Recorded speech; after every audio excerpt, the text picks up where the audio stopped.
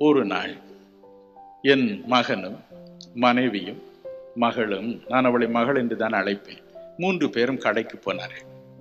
ஒரு நகை கடைக்கு போய் யாரோ ஒரு குழந்தைக்கு வெகுமதியாக கொடுப்பதற்கென்று சின்னம் சிறு மோதிரத்தை வாங்க அங்கே ஒரு நல்ல நெக்லஸ் வைக்கப்பட்டிருந்தது.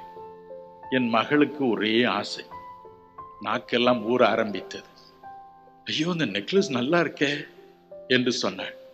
உடனே என் மனைவி ஓட்டமாய் ஓடி போய், இது என்ன விலைங்க என்று கேட்டாள். அவன் சொன்னான் 10,500 என்னமோ சொன்னான். உடனே என் மகன், 10,000 கொடுத்து நெக்லஸ் வாங்குறதா, வாங்க வாங்க, நகை வாங்கிட்டீங்கல்ல, மோதிரம் வாங்கிட்டீங்கல்ல, போகலாம் என்று நடைய கட்டிவிட்டான். வீடு வரும்போதே முகம் ஒரு மாதிரி இருந்தது. சரி, என்னமோ ப்ராப்ளம் இருக்குன்னு நினைத்து கொண்டேன். அப்புறம் மெதுவாக என் மனைவி சொன்னால், இந்த நெக்லஸை பார்த்தா வாங்கி கொடுக்கலான்னா இந்த பைய கூட்டிட்டு வந்துட்டான் என்று. 2 பேரும் காத்திருந்தார்கள். எதற்கு? என் மகன் எப்ப வேற ஊருக்கு போவான்.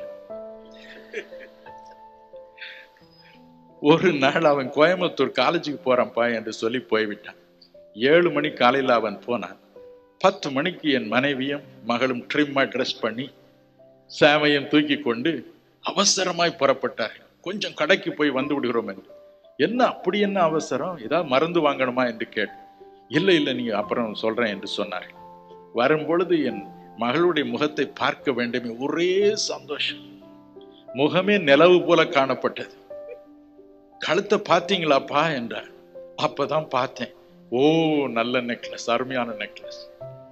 ஒரே சந்தோஷம். எனக்கு ஒரு 10 முத்தம் கொடுத்துட்டான் அன்னைக்கு. அவ்வளவு சந்தோஷம்.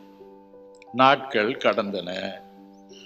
ஒரு நாள் சமீபத்தில், சில நாட்களுக்கு முன்பு வெளியில் போய் வந்தோம். என் குட்டி பேரன் சாமுவேல் ஒரே சத்தம் போட்டு கொண்டிருந்தான். உடனே அவள் அந்த நெக்லஸை கழற்றி அவனுடைய கழுத்தில் போட்டாள்.